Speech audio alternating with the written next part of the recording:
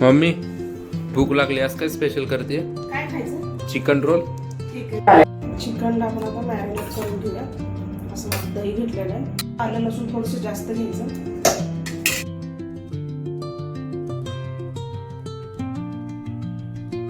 तिखट,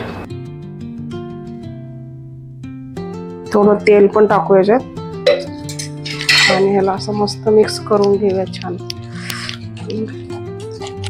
चिकन घेतलेलं आहे मी, असं छान बारीक बारीक पीस केलेत, स्वच्छ धुतलंय.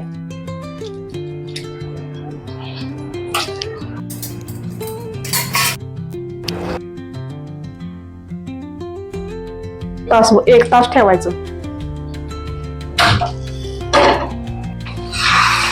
मस्त चिकन आपण ह्याला आता हे करून घेऊयात रोल.